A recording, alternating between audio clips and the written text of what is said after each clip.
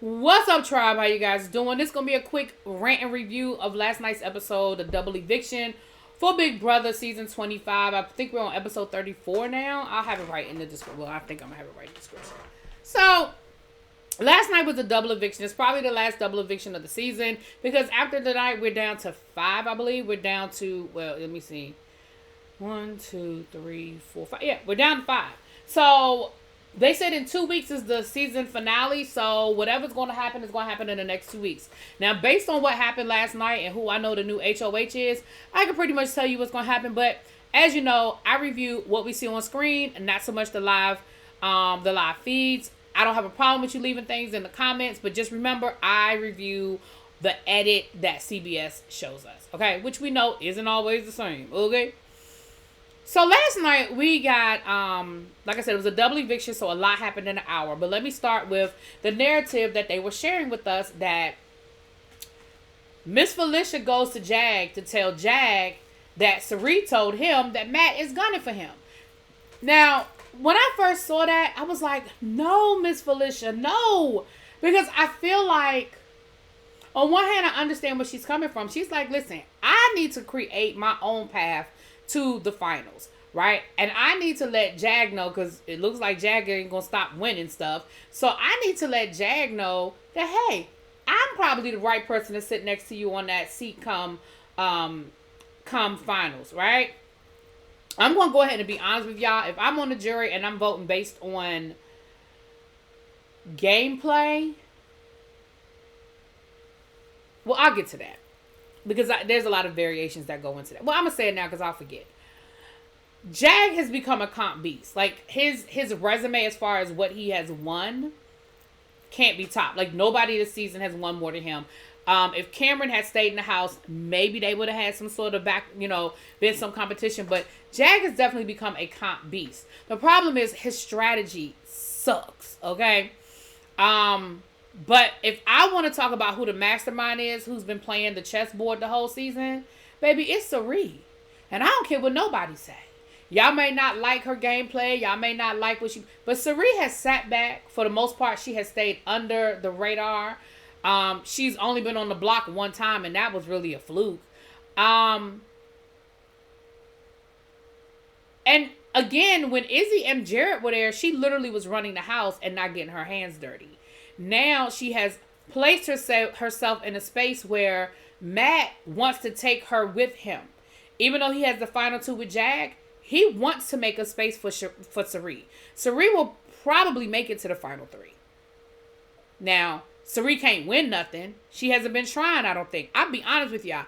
I don't think Cirie has been trying to win anything. That is my opinion. When she does her post-house interviews, I'll see if she'll comp to it. But I don't think she's trying to win anything. Anyway, back to the story. So at first I was like, no, Felicia, Cirie didn't say that. Are you lying on Cirie? Because in my mind, I was like, there's no world where I believe that Matt would say he doesn't want to go to a final with Jag. Well, they rolled that beautiful beam footage and we see where Felicia was talking to Cirie, and Cirie did say it. Cirie said, hey, I was talking to Matt, and Matt said, hey, there's a way that he could possibly see that if he had the opportunity, he would have to go for Jag. Then we roll the beautiful beam footage back again, and we see where Cirie is having a conversation with Matt. And I was like, okay, Cirie is taking something that Matt said out of context. But no, Matt basically said that, Jag is his guy, but he knows that if he's sitting next to Jag, Jag wins. And he's not wrong.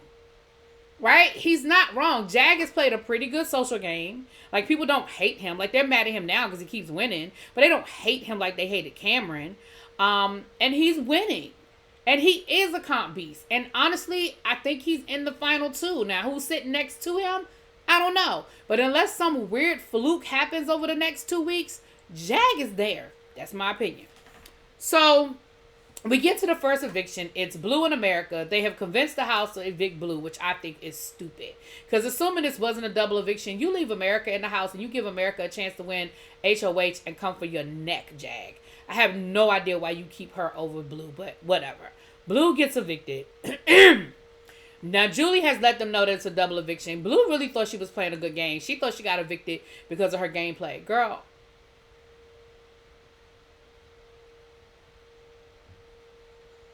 In what world would you play a good game? Girl. So then we get HOH. Bowie Jane wins HOH. It's a memory contest. Now, I thought Felicia would do good with this because she did pretty good with the last memory contest, but she really didn't do that good at all. And see, here's where I'm talking about, once again, I feel like Sari is playing games with us. Sari was actually in the lead. She actually had, it was like, she had the most points. I think she had 3 points at one point, and then like she had like a 2-point lead at one time. And then, miraculously, she started getting stuff wrong. Like, everybody else would have A, and she would put A up, and then she would change it to C. And I don't know if she gets anxiety and she starts second-guessing herself, she gets nervous, or if she was throwing the competition. But okay. I just don't think she wanted to take that swing. I don't think she wanted the HOH. Because who do you put up? I mean, America's a given, obviously. Neither here nor there. Maybe America and Bowie. Maybe she would have put somebody up. Anyway. But Bowie Jane ends up winning HOH. So we already know that Bowie Jane is going to go for the low-hanging fruit. She don't want to get no blood on her hands. So who does she put up? America and Felicia. Now, thank goodness for Felicia. Everybody knew America needed to go, right? So we play for the HOH. Matt wins the HOH. Matt and Jag. Matt and Jag. Matt and Jag. Matt keeps noms the same. So it's America, it's Miss Felicia. They vote America out, which of course it's America is going home. Again, I think it would have been great if America had won this HOH and see who she was going to put up. I think she absolutely would have put Jag up. I don't think she would have put Jag and Matt next to each other. I think she would have put Jag. And again, I think she might have gone for low-hanging fruit and maybe put Bowie Jane. I don't know, but that's what I think. I just don't know if she would have put them both up, but it would have been great if she had. And then whoever, let's say Matt wins the veto, he's going to take himself down. You put Bowie Jane or Felicia or whoever else up, and now they got to vote. Do they vote Jag out? I think that would have been great. But neither here nor there. Matt wins, keeps the noms the same. America goes home. Pretty damn predictable.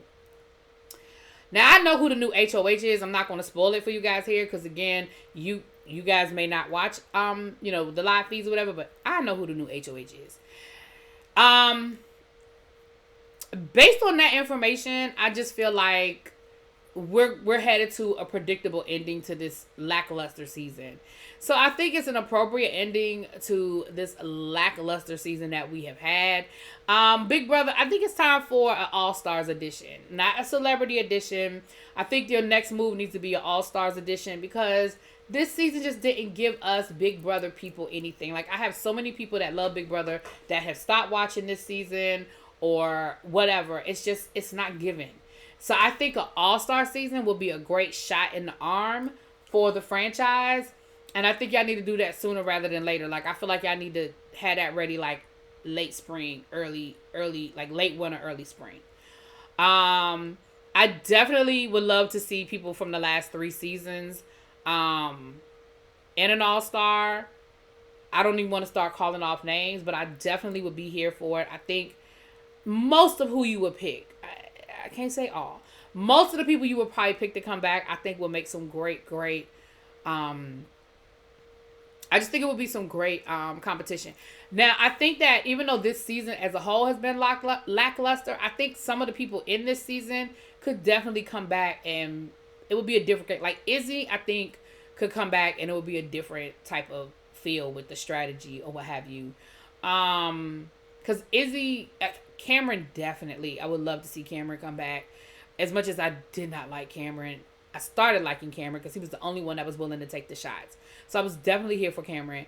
For the purpose of redemption and comedy, I would love to see if they would let Heisem back or if Heisem would be one to come back. Heisem seems very bitter. If y'all watch him around the internet doing interviews, even now, like he's still pretty bitter.